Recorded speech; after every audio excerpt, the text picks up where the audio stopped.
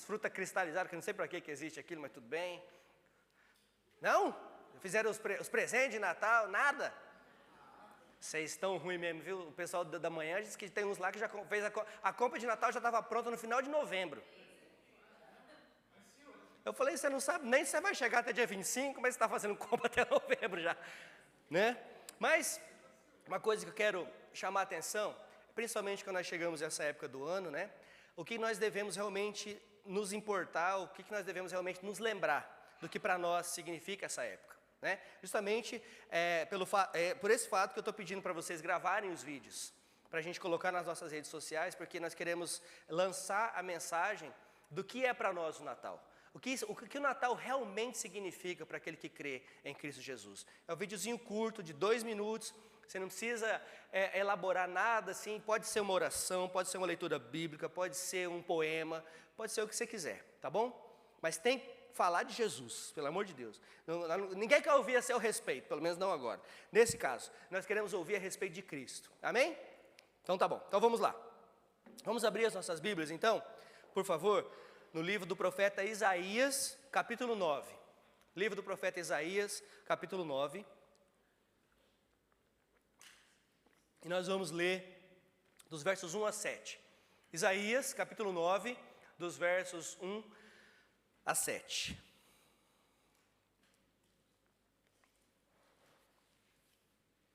Amém?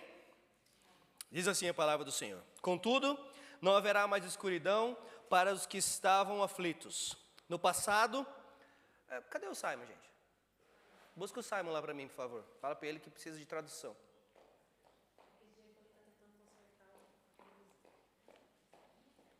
Vamos lá. Vou começar de novo. Verso 1. Contudo, não haverá mais escuridão para os que estavam aflitos. No passado, ele humilhou a terra de Zebulon e de Naftali. Mas no futuro honrará a Galileia dos gentios, o caminho do mar, além do Jordão. O povo que andava em trevas viu uma grande luz. Sobre os que viviam na terra da sombra da morte, raiou uma luz. Fizeste crescer a nação e aumentaste a sua alegria. Eles se alegraram diante de ti, com os que se regozijam na colheita, como os que exultam quando dividem os bens tomados na batalha. Pois tu destruíste o jugo que os oprimia, a canga que estava sobre os seus ombros e a vara de castigo do seu opressor. Como no dia da derrota de Midian. Pois toda a bota do guerreiro usada em combate e toda a veste revolvida em sangue serão queimadas como lenha no fogo. Porque um menino nos nasceu, um filho nos foi dado, e o governo está sobre os seus ombros. Ele será chamado Maravilhoso Conselheiro, Deus Poderoso, Pai Eterno, Príncipe da Paz. Ele estenderá o seu governo e haverá paz sem fim sobre o trono de Davi e sobre o seu reino, estabelecido e mantido com justiça e retidão, desde agora e para sempre. O zelo do Senhor dos Exércitos fará isso. Amém. Amém, Senhor. Mais uma vez nós colocamos diante de Ti e diante da Tua palavra, Senhor Deus, necessitados da Tua graça, necessitados, Senhor, do Teu Espírito Santo, abrir o nosso entendimento, abrir o nosso coração, nossa mente, Senhor Deus, para que possamos não somente entender, mas colocar em prática tudo aquilo que aprendemos, Senhor. Senhor, que o Senhor nos abençoe essa noite, que a Tua palavra fale poderosamente ao nosso coração e que possamos fazer algo a respeito do que aprendemos, ó Pai. Que em nome de Jesus, nós possamos nos lembrar que o Senhor é a razão do Natal, que o Senhor veio ao mundo, o Senhor veio ao mundo, nasceu da Virgem, padeceu sob as mãos de Pôncio Pilatos, foi crucificado, morto e sepultado, mas ressuscitou ao terceiro dia e está assentado à direita do Pai, donde um dia haverá de julgar os vivos e os mortos. Senhor Deus, nós cremos nisso. Nós cremos que o Senhor voltará, como nós cantamos aqui hoje, Maranata, ora vem Senhor Jesus. Nós cremos que o Senhor ressuscitou e está vivo à destra do Pai, e que um dia voltará para buscar os seus. Enquanto isso, Senhor, enquanto estamos aqui, que o Senhor nos ajude a sermos fortes e corajosos, para que não esmoreçamos nunca de trabalhar no Teu reino, de Te servir, de servir aos irmãos e às irmãs, e de proclamar o Evangelho da salvação. Que o Senhor nos ajude, Senhor Deus, nós te pedimos, em nome de Jesus. Amém. Amém. Amém. Irmãos, o tema para hoje se refere ao nascimento do Messias. O nascimento do Messias é a intervenção graciosa de Deus, que rompe as trevas e estabelece o reino de paz. Então, à medida que nós avançamos, chegamos mais perto do Natal, facilmente nós somos capturados pelas luzes, né? Pelos enfeites, pelos cânticos, pela atmosfera, pelos presentes, pela necessidade de comprarmos, consumirmos, né? Mas a Escritura, principalmente esse texto que nós lemos agora, nos remete a algo muito mais que isso. Antes da luz, diz o texto, havia trevas. Antes da alegria, havia angústia. Antes da redenção, havia juízo. Isaías 9 foi escrito cerca de 700 anos antes do nascimento de Cristo. Israel estava espiritualmente devastado, vivendo em trevas densas, confuso, idólatra, derrotado militarmente falando, e longe, mas muito longe das promessas do Senhor, ou longe da aliança que o Senhor tinha feito com eles. E é exatamente nesse cenário de culpa, de desespero, que Isaías então ergue a sua voz com uma das mais extraordinárias promessas messiânicas da Bíblia. Ele vê algo que o povo não vê, ele escuta algo que o povo não consegue ouvir, ele anuncia ao povo algo que ele não merecia: o perdão de Deus, a graça de Deus. Uma luz que viria do próprio Deus, ele diz. O Natal, irmãos, não começa com homens subindo até Deus. O Natal começa com Deus descendo até os homens. O Natal não começa quando nós buscamos ao Senhor. O Natal começa quando Deus se revela a nós através de Cristo, vindo para a redenção dos nossos pecados. Como disse Charles Spurgeon, é sempre Deus que vem ao encontro do pecador. Nunca o pecador ao encontro de Deus por suas próprias forças. E aqui nós vamos começar a analisar os versos 1 e 2 que nós acabamos de ler, falando sobre a realidade das trevas humanas, ou da treva que a humanidade vive. Isaías descreve o povo como vivendo numa terra de trevas, como nós acabamos de ler, e assentado na sombra da morte. Imagine você, um povo vivendo em terra de trevas e assentado na sombra da morte. Assim somos eu e você se vivermos sem Cristo. Estamos em trevas, estamos assentados à sombra da morte. E esse não é apenas um diagnóstico político-militar, ou ainda um diagnóstico emocional. Isso é um diagnóstico espiritual. Nós precisamos lembrar que a queda não apenas feriu o homem, ela também o cegou.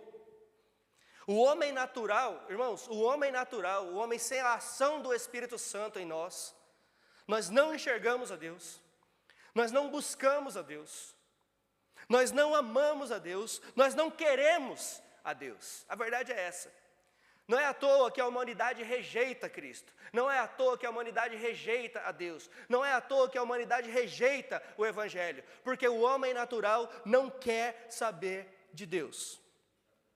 Romanos 3, 10 a 12, Romanos 3, versos 10 a 12, diz assim: como está escrito, não há nenhum justo, nenhum sequer, não há ninguém que entende, ninguém que busque a Deus, todos se desviaram, tornaram-se juntamente inúteis. Não há ninguém que faça o bem, não há nenhum sequer. Aqui Paulo, escrevendo a Romanos, está acabando com a soberba daquele povo. Lembre-se que Roma era o maior poder daquela época. Roma se gabava de ser toda poderosa, Roma se gabava de ser os mais importantes do mundo. E aí nós pegamos esses romanos, esses judeus romanos, e eles então se convertem, vêm para a igreja com essa mesma mentalidade muitas vezes: eu é que sou o bom. E Paulo diz para ele: não, você não é bom. Não, você não é bom, não tem um sequer que faça o bem, a não ser pela obra do Espírito Santo em nós. Então o problema do homem sem Deus, ele não é comportamental. O problema do homem sem Deus, ele é ontológico. Não é falta de informação, na verdade, não é falta de informação, é morte espiritual. Calvino também disse que o nosso coração é uma fábrica perpétua de ídolos. Ou seja, não apenas estamos em trevas, mas sem Cristo nós produzimos trevas. Nós produzimos, fazemos parte dessas trevas. A idolatria, ela gera escuridão. A autonomia, quando nós achamos que não precisamos de Deus, gera escuridão. E a incredulidade gera escuridão. É por isso que Isaías, ele não aponta para reformas sociais. Isaías, ele não aponta para um novo rei romano.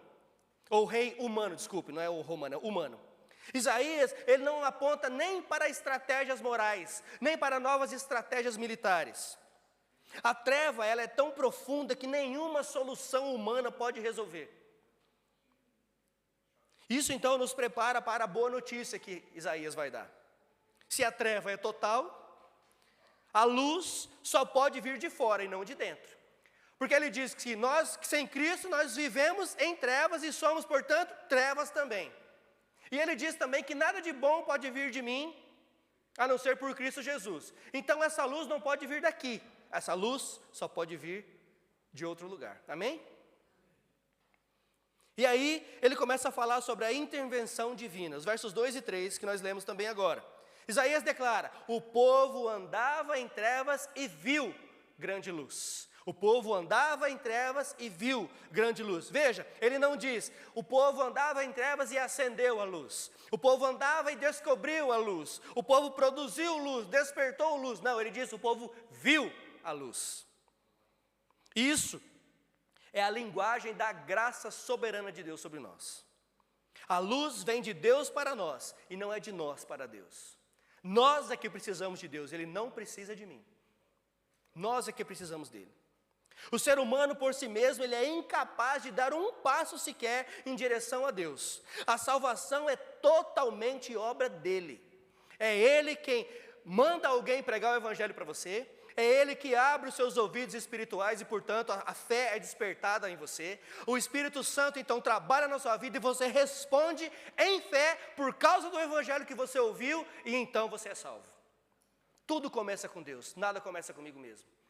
Efésios 1,13 diz que no momento que eu ouço o evangelho da salvação e eu creio, o Espírito Santo da promessa sela a minha fé. Tudo começa com Deus, parte de Deus, é obra dele, trabalho dele e tudo termina com ele. Nada começa comigo, nada vem de mim e nada termina comigo. Veja o que o texto diz. Deus é que faz brilhar a luz. O verso 3 diz que Deus aumenta a alegria do povo. O verso 4 diz que Deus quebra o jugo desse povo. E o verso 5 diz que Deus destrói as armas do opressor. Natal, irmãos, é uma proclamação da monergia divina. E já vou explicar essa palavra. O que significa monergia? É uma junção de duas palavras.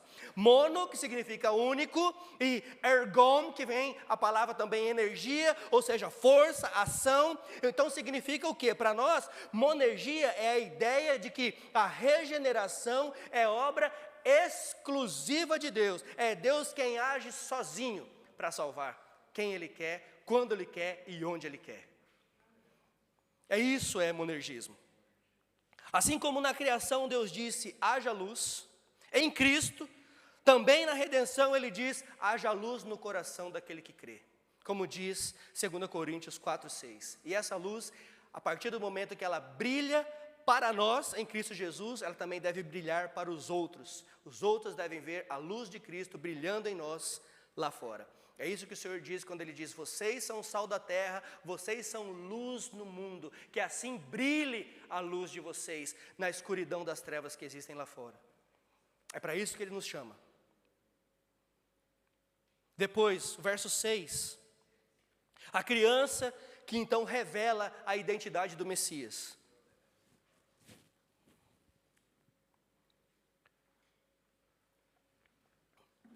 Vamos ler de novo. O verso 6. Porque um menino nos nasceu, um filho nos foi dado, e o governo está sobre os seus ombros, e ele será chamado Maravilhoso Conselheiro, Deus poderoso, Pai eterno, príncipe da paz. Aqui chegamos ao centro da mensagem de Isaías.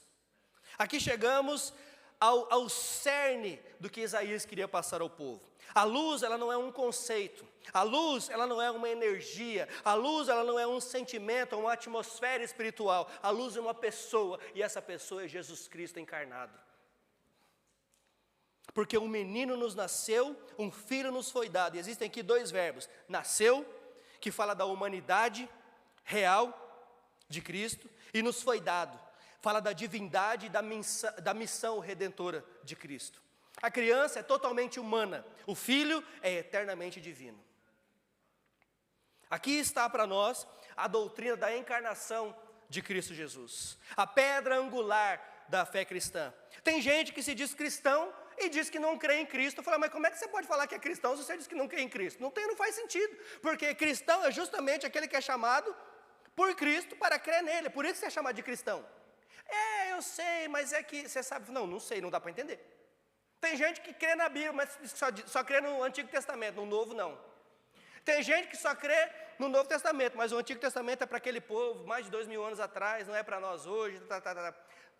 Tá, mas a Bíblia, escrita no Antigo Testamento, apontava para Cristo o tempo todo. Então não tem como você falar que crê aqui, mas não crê lá. E não tem como você falar que crê lá, mas não crê aqui, porque um completa o outro. O Antigo Testamento é Cristo virá, o Novo Testamento é Cristo veio.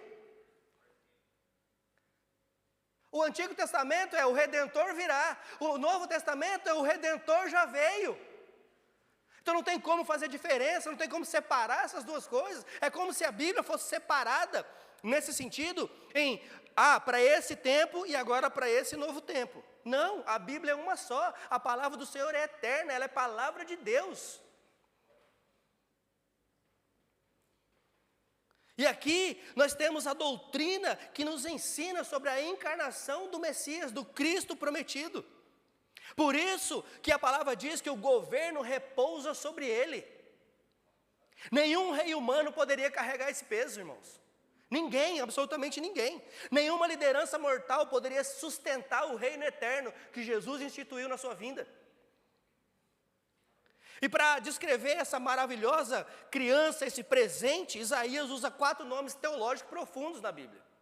Ele começa chamando o Senhor Jesus de maravilhoso conselheiro. Maravilhoso conselheiro, é sabedoria perfeita. Ele não dá bons conselhos, que nem nós damos. Ele é o perfeito conselheiro. Ele é o conselheiro de Deus, ele é o Logos eterno. Aquele em quem estão escondidos todos os tesouros da sabedoria e do conhecimento, como nos diz Colossenses 2:3. Nele estão escondidos todos os tesouros da sabedoria e do conhecimento. Em um mundo confuso, em um mundo onde as trevas estão cada vez mais avançando, em um mundo onde as pessoas estão cada vez mais olhando para o seu umbigo, ao invés de olhar para os lados, em um mundo onde cada vez mais as ideologias, as falsas doutrinas, o falso evangelho está dominando, o texto nos chama, olhe para Cristo. Olhe para Cristo. Nesse mundo confuso, Ele é a verdade. Cristo é a verdade absoluta. Isaías também o chama de Deus forte. É poder absoluto. Nessa criança reside plena divindade. Ele não é um ser angelical. Ele não é um herói sobrenatural. Ele não é um rei poderoso terreno.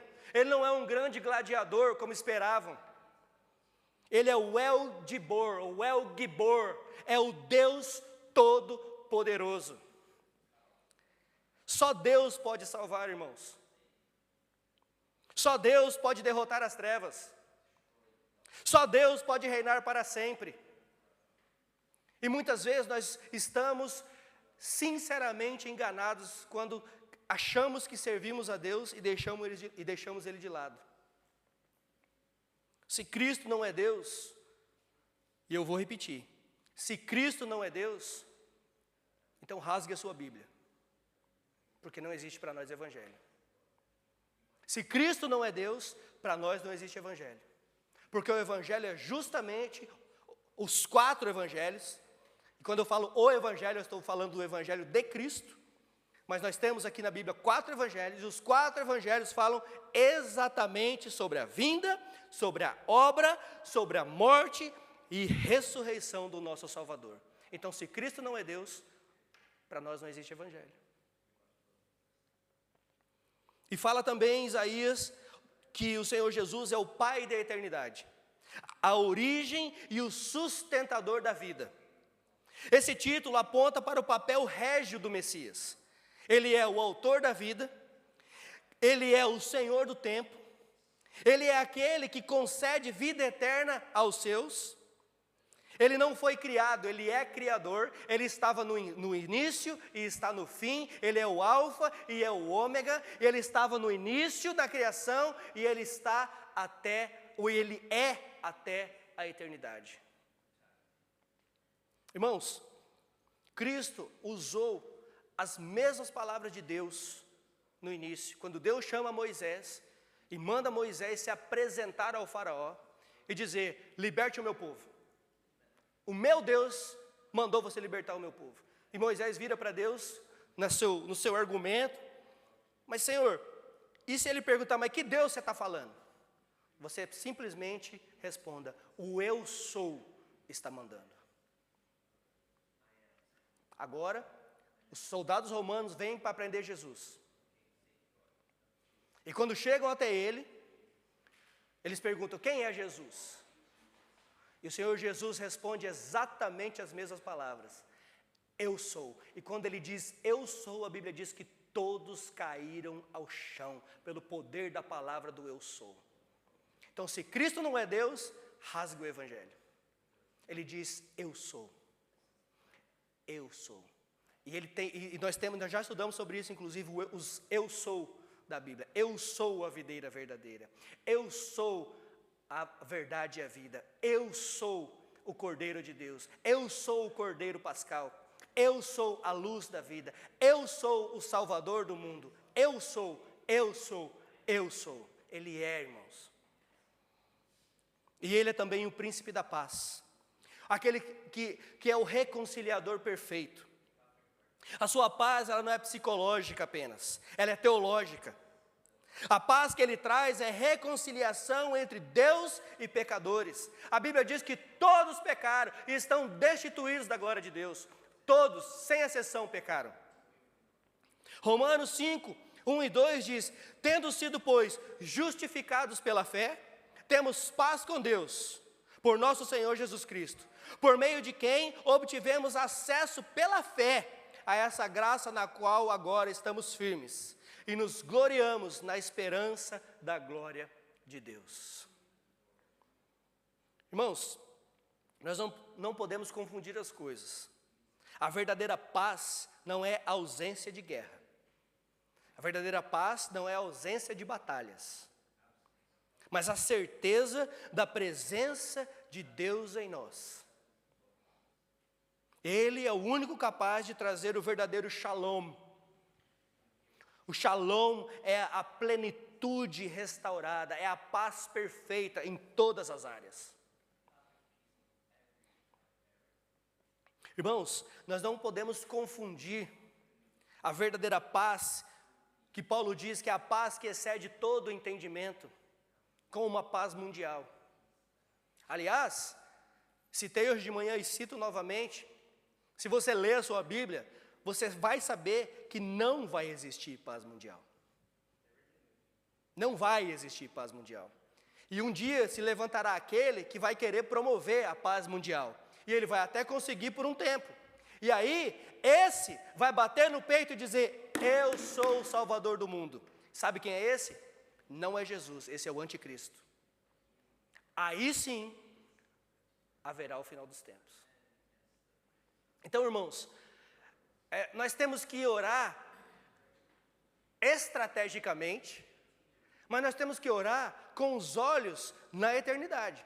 Nós não podemos orar com os olhos aqui e agora, nós precisamos orar também com os olhos na eternidade.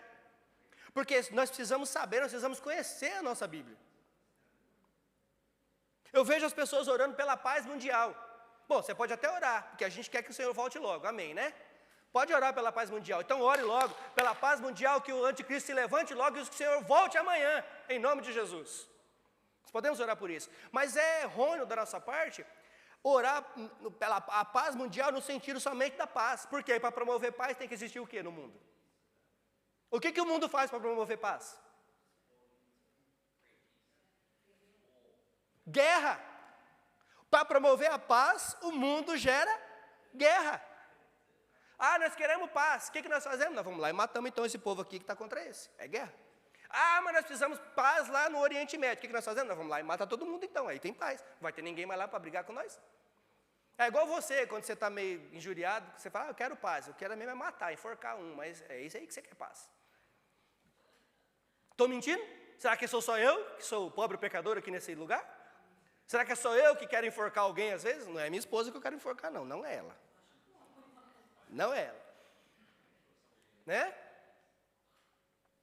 Então, nós precisamos prestar atenção a essa paz que só o Senhor Jesus traz.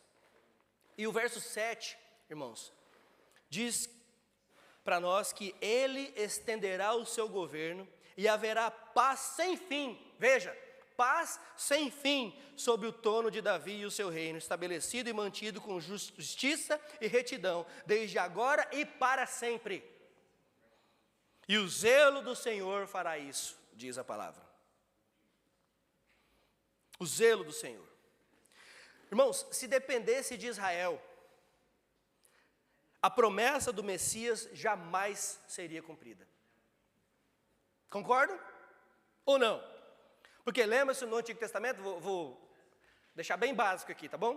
O Antigo Testamento é assim, Deus faz uma aliança com o povo, mas Ele exige o quê? Obediência. Me obedeça e seja abençoado. Amém? É isso, não é isso? Em termos bem práticos, bem fáceis para a gente entender. Eu fiz uma aliança com você para que você seja abençoado, para que você tenha vida longa na terra, para que o seu povo se multiplique, me obedeça. Certo? Se dependesse de Israel, a promessa do Messias jamais seria cumprida. Porque o povo obedeceu? O povo andou com Deus? O povo obedeceu a Deus? De maneira nenhuma. Mas não dependeu deles, não depende deles, assim como também não depende de nós. Depende de Deus. Irmãos, quantos de vocês já ouviram ou até já falaram isso? Ai, mas eu acho que ainda não é o meu momento. Ai, mas eu acho que eu ainda não estou pronto. Você está pronto para quê? Para que eu estou pronto? Ah, não, eu acho que não é comigo. Às vezes eu estou aqui pregando e eu vejo aí uma esposa, está fazendo assim do lado, ó. Está falando com você aí, viu, cachorro? Está falando com você aí, viu? Não, irmãos. Deus está falando comigo. Deus está falando com quem está do meu lado. E aí você ouve muitas vezes uma pregação e começa a pensar, ah, se o meu marido estivesse aqui. Ah, se a minha mãe, se o meu sogro, se a minha mulher, sei lá, se o meu irmão estivesse aqui para ouvir essa palavra. Eles não estão aqui porque Deus não quis que eles estivessem aqui, mas você está. Você está ouvindo a palavra. É com você que Deus está falando. É comigo que Deus está falando. Conosco Deus está falando. A palavra aqui, zelo, indica paixão divina. Indica fidelidade à aliança. Indica amor determinado, indica ação irresistível. Porque quando Deus quer salvar, pode você resistir a Ele? É um poder irresistível, é um poder de salvação irresistível. Nós não conseguimos resistir a esse poder. A salvação é obra do zelo de Deus, não é resposta do homem somente.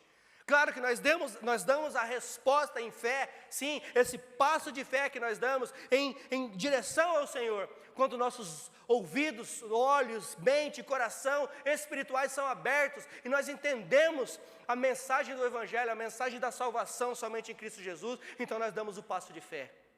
Mas tudo começa com Deus e termina com Ele. A salvação, ela é obra do zelo de Deus. E isso é pura doutrina que nós chamamos de perseverança dos santos.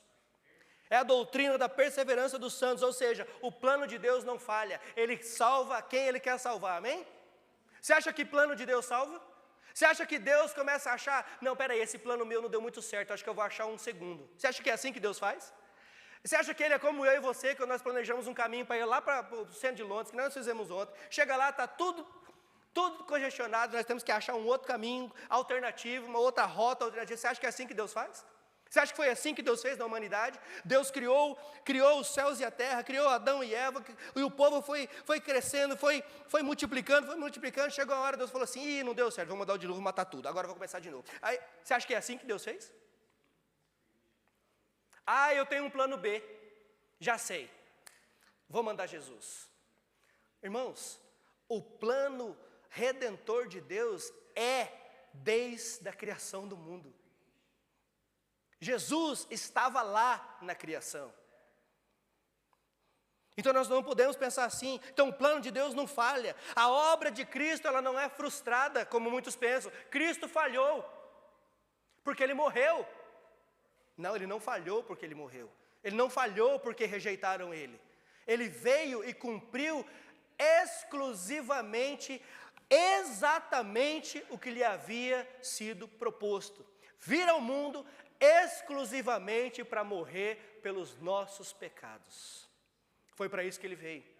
A crucificação de Cristo não foi acidente. A crucificação de Cristo não foi um acidente de percurso, não foi uma maldade humana, não, foi obra redentora de Deus para a minha e para a sua salvação. O reino do Senhor nunca será abalado. A criança nasceu, diz a palavra, o filho foi dado, e tudo isso aconteceu porque Deus é fiel a si mesmo e é fiel à sua palavra. Então, nessa semana, quando pensarmos acerca do Natal, nessa semana, quando pensarmos acerca do filho que nos foi dado, nós precisamos lembrar, Natal é sobre graça, não é sobre mérito. Deus não funciona como nós funcionamos. Pense no seu filho e na sua filha, que está te dando trabalho, e que você está bravo com eles, porque eles não estão indo bem na escola, porque eles estão fazendo aquilo outro, mas chega o Natal. E você fala assim, você não merece, mas lá no fundo você compra o presente. Por quê? Porque você ama. Porque você ama. Isso é a salvação para nós. Sem merecer, mas mesmo sem merecer, Ele nos enviou o seu melhor presente, Cristo, para morrer pelos nossos pecados. É sem merecimento, nós não merecíamos. Do mesmo jeito que você acha que as pessoas do seu lado não merecem nada, do mesmo jeito que eu acho que as pessoas ao meu lado às vezes não merecem nada, e não merecemos mesmo.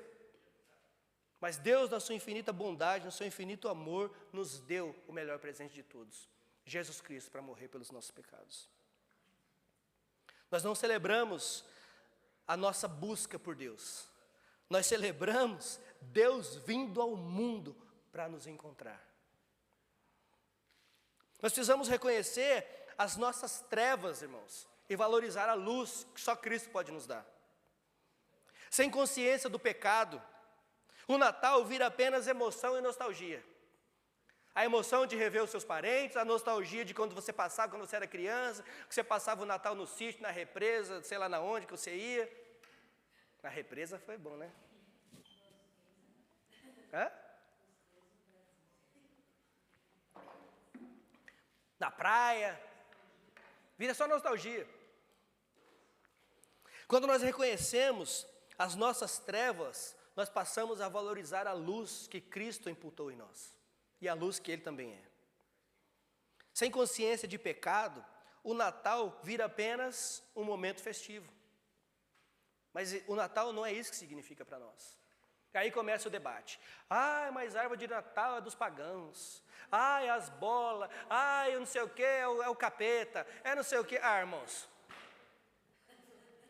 Ai, quem coloca luz é não sei o quê. Ai, quem coloca não sei o quê. Ah, mas Cristo não nasceu no dia 25 de dezembro. Eu não quero saber que dia Ele nasceu. Eu não quero saber se é árvore do demônio. Eu quero saber que Cristo veio ao mundo.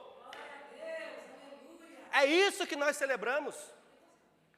É isso que nós celebramos, é Cristo vindo ao mundo encarnado, em forma de uma criança, cresceu em graça e em sabedoria, e se tornou um rabino, e ensinou nas sinagogas, e ensinou sobre pecado, e ensinou sobre o reino de Deus, e foi crucificado, foi rejeitado pelos homens, foi rejeitado pelos seus. Ele veio pelo povo judeu, e ele foi rejeitado por eles. E ele foi crucificado, ele foi morto, ele foi sepultado, ele não tinha nem sepultura. Lhe foi emprestado uma sepultura. Mas vai lá em Israel hoje. Vai lá em Israel hoje. A sepultura está aberta porque Cristo não está lá. Você vai visitar o túmulo de Davi, você vai visitar o túmulo dos reis, você vai visitar até o túmulo de Paulo, de João não, de Pedro, de Jacó, e os seus restos mortais não vai estar lá mais, porque já passou muito tempo, mas o túmulo do Senhor está vazio, porque Ele ressuscitou. Então vamos parar com essas discussões que não levam a nada. Vamos parar com essas coisas que o mundo quer colocar para a gente. Não, porque você está errado, porque não foi nesse dia, porque foi naquele dia. Eu não me importo com um dia específico, se foi dia 25 de Natal, se foi mais para perto de março, por causa da lua, por causa do calendário, porque não sei o quê. O que eu quero me importar, o que nós devemos nos importar é que Cristo nasceu. Ele veio ao mundo e se entregou em nosso favor. É com isso que nós devemos nos importar. Nós devemos nos importar em pregar o evangelho da salvação. Quando eu saio lá fora, eu não vou falar, sabe que dia que Cristo nasceu? Sabia que a árvore de Natal é do capeta? Não, não é isso, não é evangelho. Isso não é evangelho. Entendem o que eu estou dizendo? Eu não estou querendo atacar ninguém aqui, sei lá, vai que alguém pensa assim, se pensar está errado. Mas não estou atacando ninguém. Se você pensar assim, você está errado. Desculpe te falar. Nós muitas vezes nos tornamos religiosos, fariseus religiosos, queremos só ficar na religiosidade, e evangelho que é bom ninguém prega. Então nós precisamos reconhecer sim as nossas trevas, porque isso é trevas em nós. Esses pensamentos fúteis, essas palavras fúteis. Sem consciência do pecado, o Natal vira apenas isso, só isso. Cristo governa. Esse é o ponto. Então, não precisamos viver em ansiedade, amém? Eita, que povo ansioso. Se tem uma geração ansiosa, é a nossa. O governo está sobre os seus ombros, os ombros dele, não os nossos. É ele quem governa, não somos nós. O Natal nos chama a abandonar as obras das trevas. Romanos 13:12, revistam-se das armas ou da armadura da luz. Nós devemos proclamar a luz onde Deus nos colocou. Se os pastores do campo anunciaram a luz, nós também devemos anunciar. Se os que vieram antes de nós anunciaram o evangelho para nós também devemos anunciar. Então, irmãos, Isaías 9 não é uma posição ou uma ideologia política, é teologia pura. O grande tema do livro é o Senhor reina, não as nações. O tema do livro é o Senhor reina, não as nações. O Messias aqui é apresentado como o rei verdadeiro, como governante perfeito, como Deus encarnado, restaurador final do povo, aquele que trará justiça, paz e reconciliação eterna para aqueles que nele crê. Isaías responde à crise política com uma promessa teológica. Não será um rei terreno que salvará o povo, será um rei celestial. Não será uma estratégia humana, não será uma estratégia de evangelismo, não será uma estratégia de guerra, será o zelo do Senhor pelo seu povo e pela sua palavra. Não será um poder militar, será o Deus forte e poderoso. O texto que nós acabamos de ler, irmãos, aponta para o evangelho. Fala sobre a encarnação, o menino nos nasceu. Fala sobre a divindade, o filho com F maiúsculo, o Filho com F maiúsculo, nos foi dado. O reino eterno, o governo está sobre os seus ombros. Fala também sobre a redenção, o príncipe da paz, que trará paz ao mundo e paz com Deus. E fala sobre a nova criação, a luz resplandecendo em nós e através de nós.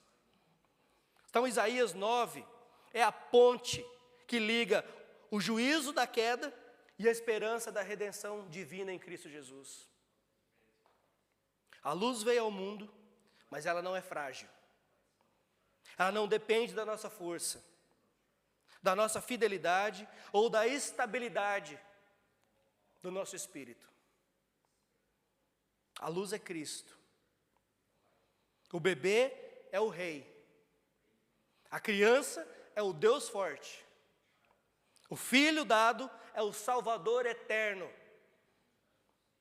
O Natal para nós, então, é o anúncio da graça soberana de Deus invadindo as trevas com poder irresistível.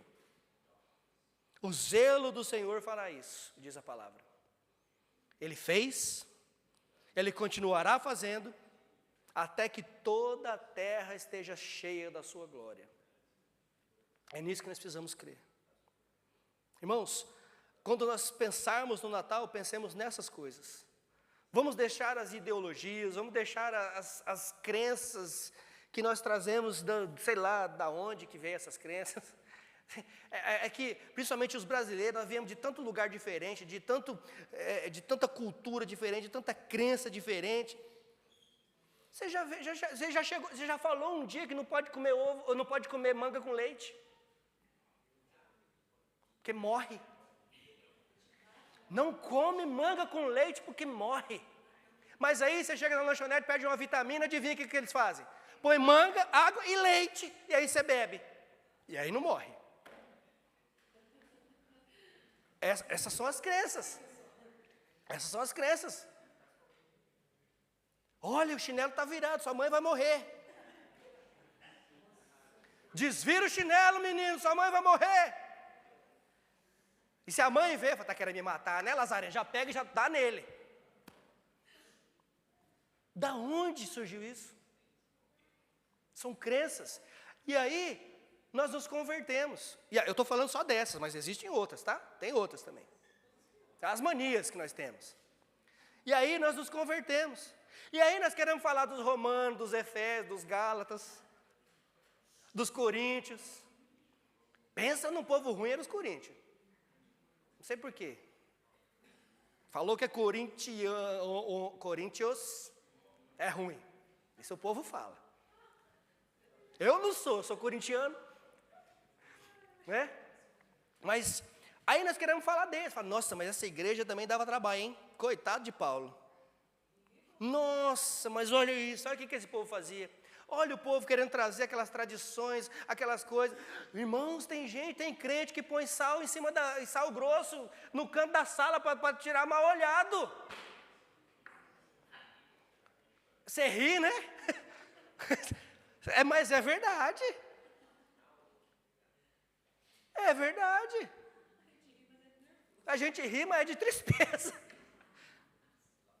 Irmãos, se nós cremos em Cristo, isso tudo tem que passar, isso tudo tem que acabar de uma vez por todas. Cristo é a nossa esperança, Cristo é o nosso refúgio, Cristo é a nossa fortaleza, Cristo é quem nos guarda, Cristo é quem nos guia, Cristo é quem nos restaura e Cristo é quem nos salva. Vamos parar com isso, em nome de Jesus. Pode comer manga e tomar leite. Não tem problema. Pode deixar o chinelo virado. Tira o bendito copo do canto da casa. Irmãos, eu estou falando isso tudo eu sei que a gente é para descontrair, mas a descontração, o que eu estou falando aqui é tudo verdade. É tudo verdade. Nós trazemos essas nossas mazelas do mundo onde vivíamos, nós queremos trazer agora para a nossa vida espiritual, para dentro da igreja, e querer fazer isso verdade. E queremos que os outros aceitem isso. Ou eu tenho as minhas ideologias humanas e sei lá o quê, e lá fora eu trago isso para dentro da igreja e quero empurrar a goela abaixo. Não, você é meu irmão, você tem que aceitar o que eu estou te falando. Irmãos, a não ser que seja a Bíblia, a não ser que seja a Bíblia, a não ser que seja Cristo, eu não tenho que aceitar nada goela abaixo, não. Não tem mesmo. Não tem mesmo. E nem você. E não é porque o pastor está falando, não. Vai na Bíblia. Se o pastor falou está na Bíblia, amém. Se não tiver, pergunte, indague. Eu sou melhor do que alguém aqui? O pastor é melhor do que alguém? Não. Nós somos todos, perante Deus, somos todos iguais. Nós temos talvez diferentes responsabilidades dentro da igreja. Sim, isso é verdade, mas eu não sou melhor que ninguém, eu não mando na vida de ninguém, eu não posso falar o que você tem, o que você não tem que fazer, a não ser o que a Bíblia me diz a esse respeito. Porque ainda depois a culpa vem no pastor. Pastor, você falou que era para fazer, eu fiz, aí o que deu? Pastor, você falou que não era para fazer, eu não fiz, aí o que deu? Depois a culpa é minha ainda. Mas eu vou fazer assim mesmo, viu, pastor? Faça. Contanto depois que você arca com as consequências dos seus atos, pode fazer o que você quiser. Só depois não vem me ligar às 3 horas da manhã pedindo para ir buscar você na rua, que eu não vou, não. Não é? Ué. Quer dizer, você quer fazer, aí você pergunta o que eu acho. Eu falo, não, eu acho que não deveria. Não, mas eu vou fazer assim mesmo. Aí depois, quando dá ruim, adivinha atrás de quem que você vai? Pois é. Bem-vindo ao meu mundo. Mas vamos orar. Aproveitando que nós vamos hoje participar da ceia do Senhor, que é para nós um memorial do que Cristo fez por nós e para nós. Irmãos, isso que para nós não é só, é um memorial, mas também não é só um memorial. É um momento que nós nos lembramos da obra de Cristo por nós. Do que Cristo fez por nós. Não porque nós merecemos, mas porque Ele fez em nosso favor. Então, como eu costumo dizer, quando nós participamos da ceia do Senhor, quando nós participamos da comunhão do Senhor aqui em Cliff Oak Church, algumas igrejas dizem que se você é somente membros da igreja, podem participar. Aqui nós não fazemos assim. Nós fazemos o seguinte, se você é membro da igreja de Cristo, seja aqui, seja lá onde for, que você é membro da igreja de Cristo, você crê em Jesus como seu único e suficiente Salvador, você é convidado a participar da ceia. Você pode sair do seu lugar, vir aqui, pegar os elementos, o vinho, que é suco de uva, tá? E o pão, volte para o seu lugar e nós vamos celebrar a ceia do Senhor juntos. Amém? Antes disso, vamos orar.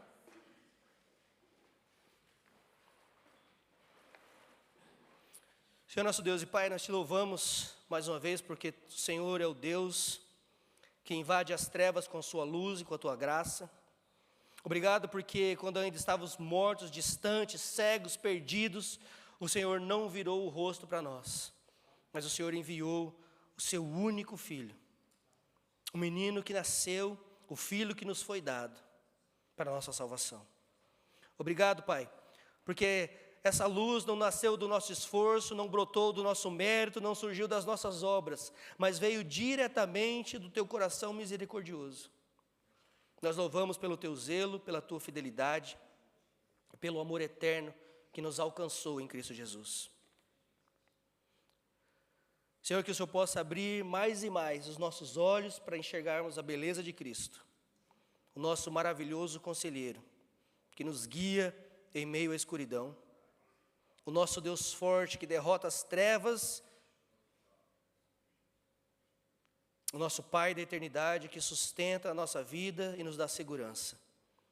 O nosso príncipe da paz que restaura a nossa comunhão contigo e nos dá a paz que o mundo jamais poderia oferecer. Senhor, faz de nós, da comunidade aqui de Cliff Oak, uma comunidade que resplandece essa luz. Dá-nos, Senhor, coragem para testemunhar, compaixão para servir e ousadia para amar. Que o Natal deste ano não seja apenas celebração, mas também transformação para a glória de Cristo. Suplicamos, ó Pai, que mais uma vez a luz que brilhou um dia sobre nós, brilhe também sobre aquele que amamos, sobre essa cidade, sobre essa comunidade, esse bairro, sobre os que vivem sem esperança. Tantos ao nosso redor estão vivendo sem esperança de um amanhã, sem esperança de um futuro. Que Que o Senhor possa nos usar como ferramentas para transmitir a tua salvação e a tua esperança para esse povo. Receba, Senhor, a nossa adoração, fortalece a nossa fé, renova o nosso coração para vivermos para a tua glória. Em nome de Jesus, que é a nossa luz, a nossa vida e a nossa salvação, nós oramos. Amém. Amém. Irmãos, enquanto